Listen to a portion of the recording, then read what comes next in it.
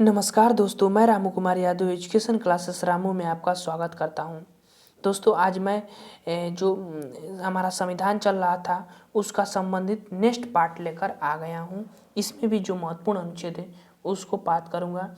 उसके बाद जो महत्वपूर्ण अनुच्छेद की टॉपिक चल रहा था लगभग समाप्त हो जाएगा। ठीक, तो जितने भी मैंने 3 से 4 वीडियो बनाया हूँ उस वीडियो को अपलोड भी कर चुका हूँ, तो उस वीडियो को देख लीजिएगा। अनुच्छेद से ही ज़्यादातर प्रश्न बनते हैं, इसीलिए जो महत्वपूर्ण अनुच्छेद हैं उसकी मैंने जो अपने वीडियो के माध्यम से व्याख्या कर आप लोगों को अपने यूट्यूब चैनल पर अपलोड कर चुका हूँ। प्लेइंग लिस्ट भी बनाया हो, उसमें भी जाकर आप देख सकते हैं। तो चलिए दोस्त, हम सीधे अपने पॉइंट पर बात करते हैं। आज हम बात करेंगे निर्वाचन आयोग। निर्वाचन आयोग से भी प्रश्न बनते हैं, राजभाषा जो है उससे भी, आपातकालीन से भी और संविधान संशोधन से भी। ये 4 टॉपिक मैंने उठाया हूँ। ये 4 टॉपिक की मैं आप लोगों को इस वीडियो में व्याख्या करूँगा और बहुत ही महत्वपूर्ण ये वीडियो होगा आप लोगों के लिए। तो चलिए दोस्त, अब हम सीधे बात करते हैं अपने टॉपिक पर। देखिए, निर्वाचन मंडल अनुच्छेद 324 के तहत निर्वाचन आयोग की स्थापना किया गया था। अनुच्छेद 324 के तहत इसकी स्थापना 1950 में किया गया था। ठीक, अब 1950 में किया गया था, तो ये जो 324 अनुच्छेद से लेकर 329 अनुच्छेद जो है वह निर्वाचन आयोग से ही संबंधित पूरा का पूरा अनुच्छेद, ये 5 अनुच्छेद जो है निर्वाचन आयोग से संबंधित है। निर्वाचन आयोग का कार्य क्या होता है कि केंद्र जो भी चुनाव संबंधी जो भी प्रक्रियाएं होती हैं उनको पूरा करता है निर्वाचन आयोग। चुनाव कराता है, आचार संहिता लगाता है, निर्वाचन के जो प्रतीक होते हैं, जैसे कि बीजेपी का प्रतीक कमल है, कांग्रेस का प्रतीक पंजा, हाथ का पंजा है, तो ये सब जो प्रतीक हैं ये आवंटन करता है उनको। तो इसी का यही कार्य होता है। ठीक, निर्वाचन आयोग का ही ये कार्य होता है। ठीक, अब हम बात करें तो पहली बार जो चुनाव हुआ था वह 1951-52 में हुआ था। ठीक, 51-52 में ही हुआ था और यह 25 जनवरी को हुआ था। 25 जनवरी 1951-52 को, इसीलिए 25 जनवरी को राष्ट्रीय मतदाता दिवस के रूप में मनाया जाता है। तो याद रखिएगा, राष्ट्रीय मतदाता दिवस के रूप में कब मनाया जाता है, तो 25 जनवरी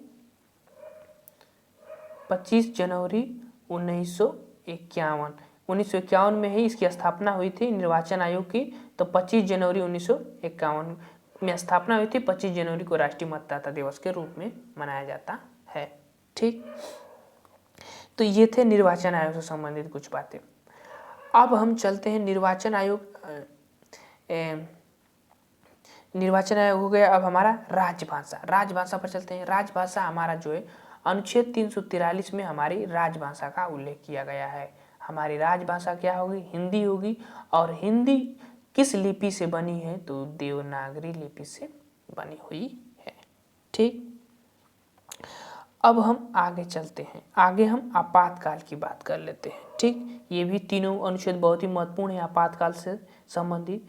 तो चलिए देखते हैं। अनुच्छेद 352 कहता है राष्ट्रीय आपातकाल। राष्ट्रीय आपातकाल होता क्या है, इसको थोड़ा समझ लीजिए। राष्ट्रीय आपातकाल अनुच्छेद 352 के तहत राष्ट्रपति जी लगाते हैं जब देश में क्या होता है कि युद्ध की स्थिति होती है या आंतरिक अशांति होती है, तो उस स्थिति में जो है राष्ट्रीय आपातकाल लगाया जाता है अनुच्छेद 352 के तहत। ठीक, अगर हम राष्ट्रीय आपातकाल की अगर बात करें तो भारत में लगभग 3 बार लगा हुआ है। एक तो 1962 में भारत चाइना युद्ध के समय, फिर भारत पाकिस्तान युद्ध 1971 के समय लगा था जब बांग्लादेश आज़ाद हुआ था, तो और राष्ट्रीय आपातकाल, और एक है 1975 के समय। ठीक, 1975 के समय जब आंतरिक अशांति थी उस समय जो है राष्ट्रीय आपातकाल लगा था। इंदिरा गांधी की सरकार थी कांग्रेस पार्टी की, तो उस समय राष्ट्रीय आपातकाल लगा था अनुच्छेद 352 के तहत। 3 बार लगभग में लगा है राष्ट्रीय आपातकाल, इस चीज़ को याद रखिएगा। उसके बाद हम चलते हैं अगला 356 राष्ट्रपति शासन। ये राष्ट्रपति शासन का होता है भाई। देखिए, राष्ट्रपति शासन का मतलब ये हुआ कि जैसे कोई राज्य है, अगर उस राज्य में मुख्यमंत्री का पद है नहीं, राज्यपाल शासन कर रहे हैं, तो उस समय ये राज्यपाल की सलाह पर जो है उस राज्य में क्या होता है कि राष्ट्रपति शासन लगाया जाता है। राज्यपाल की सलाह पर लगाया जाता है, याद रखिएगा, 356 के तहत। जैसे कि इस समय अगर वर्तमान में अगर हम बात करें तो पांडुचेरी को देखिए, पांडुचेरी जो थे वहाँ के सीएम नारायण स्वामी थे, नारायण स्वामी सीएम वहाँ के नारायण स्वामी थे। तो वहाँ पर इस समय राष्ट्रपति शासन लागू हुआ है, क्योंकि उन्होंने क्या हुआ कि कांग्रेस से मिलकर उन्होंने बहुमत अपना हासिल किए थे, मतलब अपनी सरकार बनाए थे, और उन्होंने अपना बहुमत खो दिया। तो राज्यपाल ने क्या किया कि वहाँ पर जब उन्होंने अपना बहुमत खो दिया तो मुख्यमंत्री का पद भी खो दिया, समझिए कि जब खो दिया पद तो वहाँ राष्ट्रपति शासन लगेगा ही। और राष्ट्रपति शासन लग जाता है तो जो सारी शक्तियाँ होती है वो राज्यपाल के अंतर्गत चला आता है उस राज्य का। ठीक, तो अनुच्छेद 356 भी समझ में आ गया होगा। अगर हम अनुच्छेद 356 के तहत राष्ट्रपति जो शासन, अगर ये बात करें कि सबसे पहले किस राज्य में लगा था, तो सबसे पहले जो राज्य राष्ट्रपति शासन है वह 1951 में ही ये पंजाब में लगा था, पंजाब राज्य में सबसे पहले।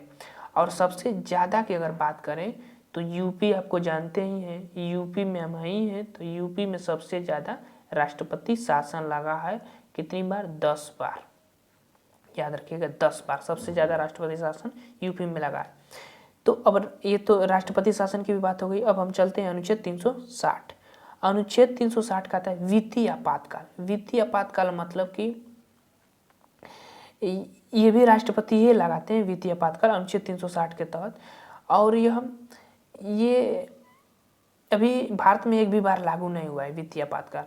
वित्तीय आपातकाल जो है ये अनिश्चित काल के लिए लगाया जा सकता है, मतलब 2 माह के अंदर संसद में पेश किया जाता है। मतलब कि जैसे वित्तीय काल आपातकाल किसी राज्य में लग जाता है तो उसको 2 माह के अंदर उसको पेश किया जाता है संसद में। संसद में जब वित्तीय आपातकाल पेश किया जाता है तो संसद में अगर पेश होता है और वो कानून जब संसद में पास हो जाता है तो वो 2 माह लगभग अनिश्चित काल तक वित्तीय आपातकाल लगाया जा सकता है। धन संबंधी जो भी परेशानियाँ आती है सरकार को, तो वो वित्तीय आपातकाल सरकार लगाती है। ठीक, तो बस आप इतना जानिए कि वित्तीय आपातकाल अनुच्छेद 360 के तहत लगा है। अभी भारत में एक भी बार वित्तीय आपातकाल नहीं लगाया जा सकता है।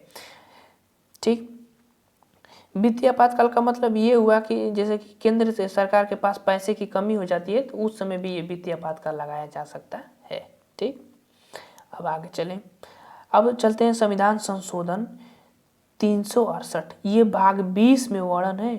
भाग 20 में 368 संविधान संशोधन। संविधान संशोधन का मतलब हुआ कि कोई कानून अगर देश के हित में नहीं है, संविधान के अनुरूप नहीं है, तो उसमें संशोधन हो सकता है, उसको बदला जा सकता है अनुच्छेद 20 को 368 के तहत। ठीक, अरे कई बहुत से संशोधन हुए, अभी तो लगभग 100 से कुछ पार, 110 के पार संशोधन चले गए हैं, 108 के 9 के पास हैं संशोधन हो चुके हैं। ठीक, अब चलते हैं।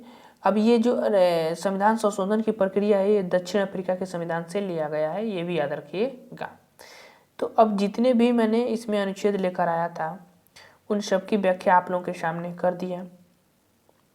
अब मैं आशा करता हूँ कि ये वीडियो आप लोगों को पसंद आया होगा। अगर ये वीडियो पसंद आए तो लाइक करें, शेयर करें, सब्सक्राइब करें हमारे चैनल को। तो चलिए दोस्तों, हम वीडियो को समाप्त करते हैं। Thank you for watching this video.